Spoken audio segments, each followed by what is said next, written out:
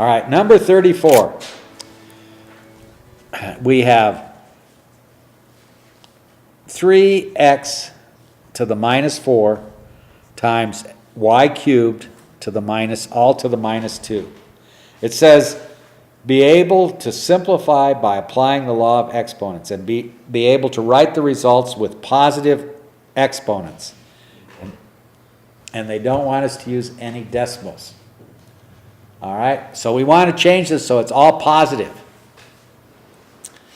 Well, I can change this to a positive by putting it in moving it into a denominator. If I move it from a denominator to a numerator or a numerator to a denominator, I can change the exponent. So I can change. We'll start from the inside, and we'll change this by saying this is 3.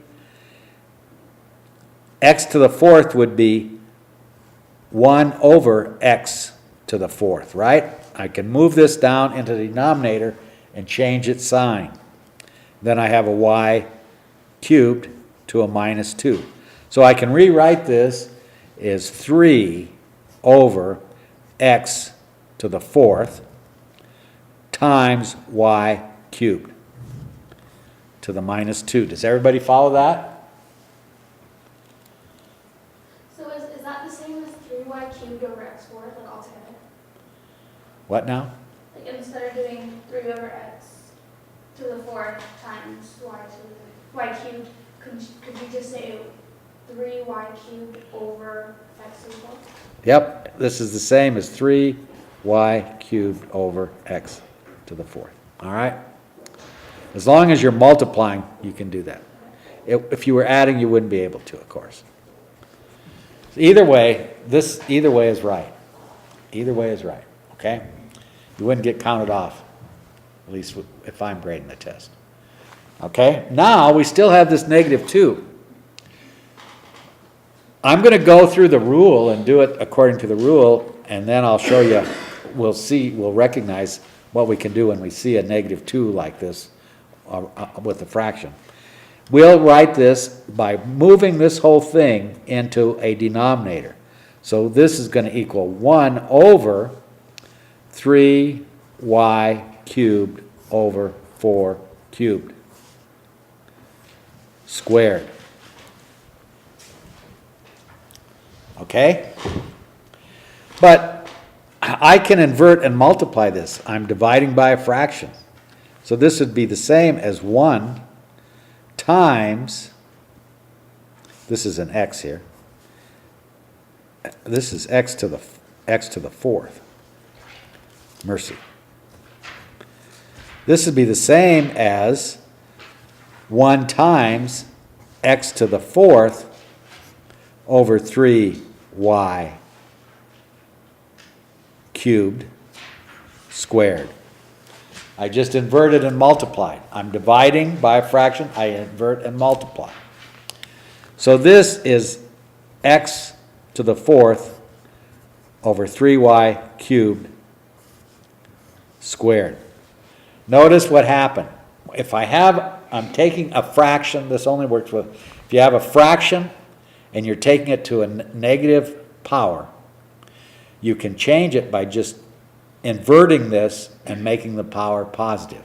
This is the same as this, only it's been inverted. See that?